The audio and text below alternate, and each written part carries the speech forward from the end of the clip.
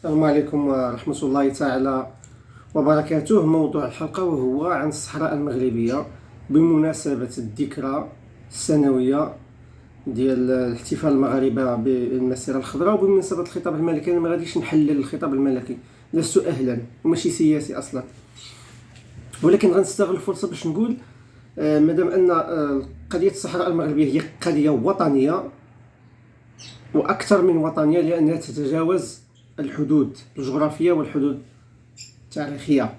مهملة القضية الصحراء المغربية، أقولها وأتحمل المسؤولية، مهملة من طرف الإعلام المغربي، إلا مناسباتيا، إلا بالمناسبة. أكثر من 49 سنة والمغرب عاجز عن إنجاز فيلم عن قضية الصحراء المغربية، عاجز عن إنجاز مسلسل عن قضيتنا الوطنية الصحراء المغربية. الفنانين المغاربة والإعلاميين المغاربة، خصوصا الفنانين المخرجين المنتجين، مسؤولون عن هذا الموضوع. وزارة الاتصال كنظن الثقافة أو شي حاجة بحال هذا الشكل، هو معروف عند المغاربة أنها سنويا كتعطي للفنانين واحد الدعم مالي كيبدا مقدما من 10,000 درهم إلى ما فوق، وما تنشوفوا داك الفنانين حتى شي حاجة إلا التفاهات. هذوك الفنانين اللي تتعطى لهم الدعم سنويا وما كيديروا به والو، خاص الوزارة تحاسب معاهم ورجعوه، بحال كيديروا في إسبانيا كتجي تعطيك واحد الدعم، سواء الفنانين ولا التلاميذ اللي غادي يديروا واحد الدراسة سواء داخل إسبانيا أو خارج إسبانيا، وكتتبعهم. إلا عطيتي نتيجة الله يعاونك، لا يجيب لك التيسير، لا ما عطيتيش أخي ديالي رجع لينا ديك المنحة اللي عطيناك. فكذلك فإذا عيب وعار على المغرب يمتلك استوديوهات عالمية بأحدث التقنيات وبجميع ما يمكن يتخيلوا الإنسان من الديكورات وكومبارس بثمن رخيص كيستافدوا منه غير الأجانب،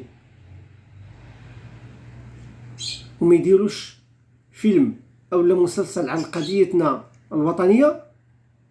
صراحة راه عيب وعار، هذا خطأ خص الناس يتحاسبوا عليه.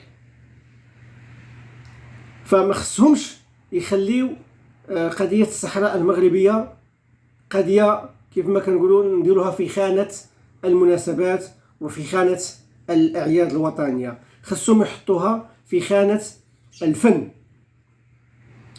شوف المصريين كيفاش دايرين من حرب 13 أكتوبر مثلا،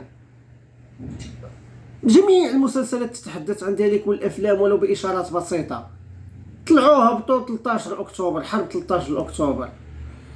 الإعلام المغربي كيف ما قلنا خصو يدير هذا الإنتاج ويرصد فيه جميع اللحظات الدقيقة والصعبة اللي اتخذ فيها القرار ديال المسيرة، الأحداث الجديدة، الحقائق، الأسرار اللي ما تنعرفوهاش حنايا، ورصدوها يديروها فيلم ومسلسل. وهذا المسلسل هذا ولا الفيلم يصدروه للدول اللي تتصدر لنا عاوتاني الافلام ديالهم والمسلسلات، خصوصا التركيه والخليجيه اللي يعني معمريننا بالتفاهه ديالهم.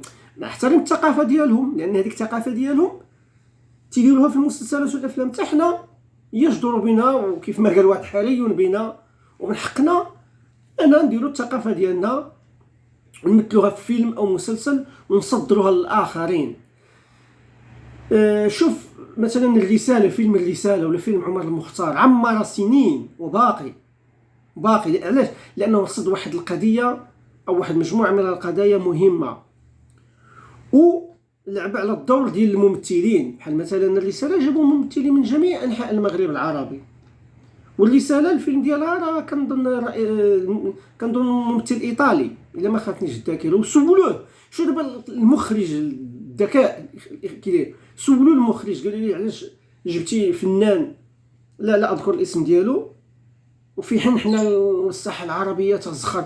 قال لهم هذه قضيه ملي بغينا نقولوا عربيه بغينا نجلبوا ليها الاجانب عن طريق اننا نجيبوا واحد منهم باش منكم يفهمونا ويتفرجوا فينا. فنفس الشيء نتوما كتجيبوا دابا واحد مجموعه من الممثلين، واحد مجموعه من الفنانين، وكتخلصوا عليهم واحد الثمن باهظ جدا فقط للتفاهه. شي ممثلين من تركيا، مادام ان المغاربه مبليين بالتركيين، ومن الخليج وعمالقة المنتجين ولا المخرجين ولا المنفذين ولا الديكورات وكذا ويمثلوا لنا هذا المسلسل ولا هذا الفيلم باش يعطي حدث وصورة في الدول ديالهم. ولكن العيب وعار أننا نمتلك الأدوات وما نستطيعوش نخلقوا واحد الموضوع واحد المادة اللي ممكن تهضر على التاريخ ديالنا. يجب تجاوز بهذه القضية، بقضية الصحراء المغربية، تجاوز الحدود الجغرافية. خصنا مضطرين، أصبحنا مضطرين أننا نديروا فيلم أو مسلسل يعبر عن الهوية المغربية. بالتوفيق، كنتمنى أن الفيلم يلقى صدى. شكرا والسلام عليكم.